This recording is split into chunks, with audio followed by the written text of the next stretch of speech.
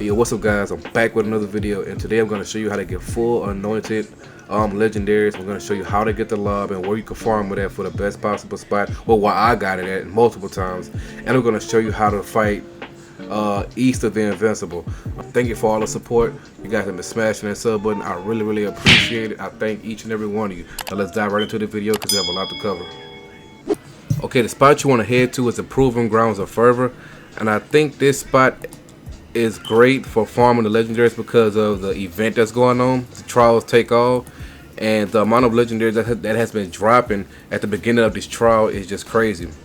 A lot of the anointed items, a lot of the anointed enemies and the big enemies have been spawning, and 9 chances out of 10 they have been dropping a legendary.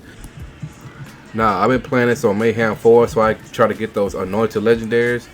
And you got to be packing some heat because a lot of the badass enemies and the anointed enemies that are very strong, they do spawn, and it's a lot of them, and they spawn back to back to back until you clear out the stage.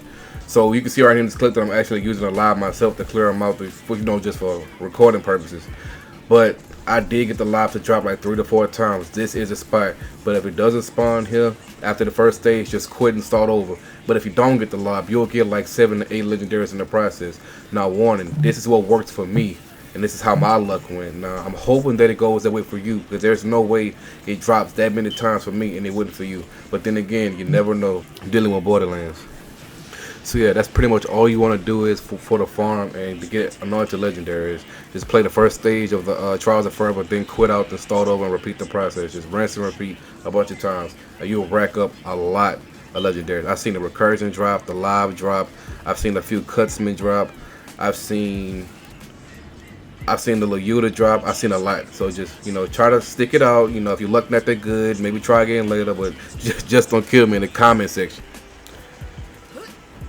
Alright, switching to the next part of the video, the boss you're going to be fighting is Eista the Invincible, but Eista is actually an ally, and what you're going to do is you want to go up to him. You're going to collect this mission, and it's called We Slice, but the thing is this mission has 3 parts, and he's going to tell you to go collect some flowers, some mushrooms, and different stuff, and after a while you bring it back to him. He's going to eat it and power up, and he's basically saying he's want to test you and he wants to fight.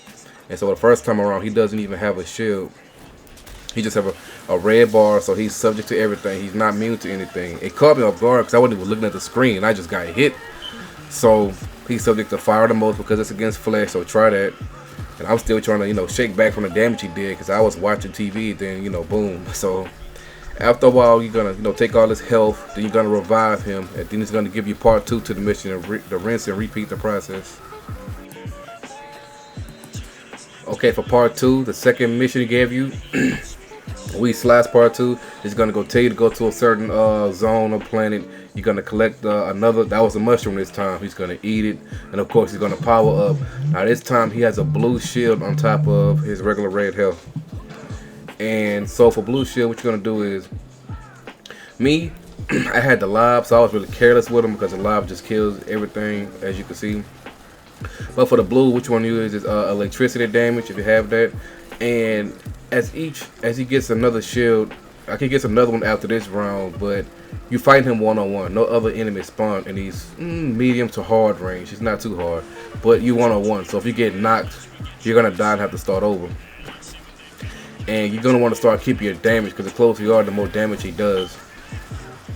And like his attacks are very strong, but he's not that fast, and he doesn't really chase you around too much. But the little ground slam he does is rather strong, so watch out for that.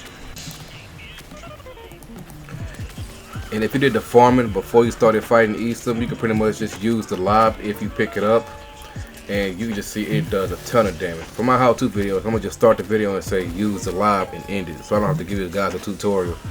The lob is a tutorial in itself. But if not, you don't have it, continue to use a fire weapon because his health is weaker than what it was the very first time around we fought him. That's because he has a shield this time. And as you progress through the fight, you're going to end round 2. He's going to ask you to get some more items.